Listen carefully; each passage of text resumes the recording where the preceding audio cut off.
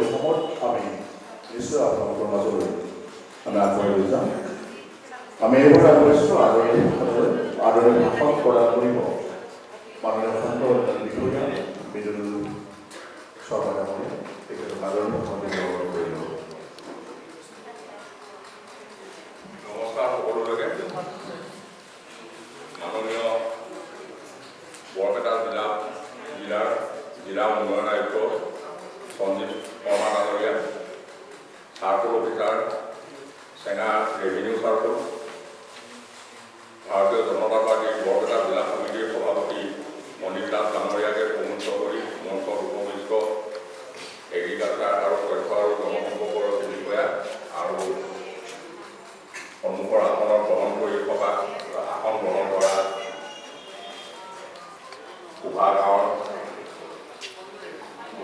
পুৰুষ আৰু মহিলা চৰকাৰ ৰাইজসকল আৰু লগতে মোৰ সহকৰ্মীসকল, আজি ভাৰত চৰকাৰে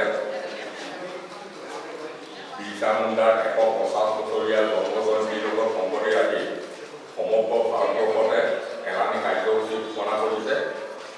জনজাতিসকলৰ সামগ্ৰিক বিকাশৰ স্বাৰ্থত আৰু ইয়াৰ লগতে সংগতি ৰাখি বৰপেটা জিলা প্ৰশাসনে আজি জিলা পৰ্যায়ত এই অনুষ্ঠানটো আয়োজন কৰিছে আমাৰ চেঙা উন্নয়ন খণ্ডৰ প্ৰেক্ষাগৃহত। আৰু বৰপেটা জিলাখনত প্ৰকৃততে জনজাতীয় লোকৰ সংখ্যা খুব কম আৰু আমাৰ উন্নয়ন খণ্ডৰ মাথো এখন গাঁৱহে আছে, খুব কম পৰিয়াল থকা, প্ৰায় 150 পৰিয়াল থকা এখন সৰু গাঁৱহে আছে। এইখন হ'ল বড়ো জাতি। অন্যান্য অসমৰ যিবোৰ জনজাতি আছে, ধৰক মিচিং, দেউৰী, ৰাভা, তাৰপিছত হাজং, বানাই, এই জনজাতিবোৰ ইয়াত বাস নকৰে। আৰু বিৰছা মুণ্ডা হ'ল আমাৰ ইয়াত যিসকলক চাহ জনজাতি বুলি কোৱা হয় বা বাগানীয়া বুলি কয় কিছুমানে, আৰু ডক্টৰ মহেন্দ্ৰ বৰাই কৈছিলে চাহ কটীয়া বুলি। গতিকে বিৰছা মুণ্ডা হ'ল এই আমাৰ ইয়াৰ যিসকল চাহ বাগানত কাম কৰা লোক আছে, এইসকলৰ মানুহ আছিলে তেখেত বিৰছা মুণ্ডা। আৰু আমাৰ অসমতো বিশেষকৈ আমাৰ উজনি অসমত এনেকুৱা মুণ্ডা উপাধিৰ মানুহ বহুত আছে।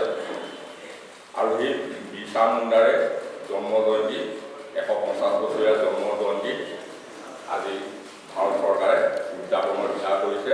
আৰু জনজাতিসকলৰ বিভিন্ন উন্নয়নমূলক কৰ্মৰাজিয়ে যাতে তেখেতসকলৰ জীৱন পদ্ধতি উন্নত হ'ব পাৰে তাৰ উদ্দেশ্য আগত ৰাখি এই কাৰ্যসূচীটো লৈছে।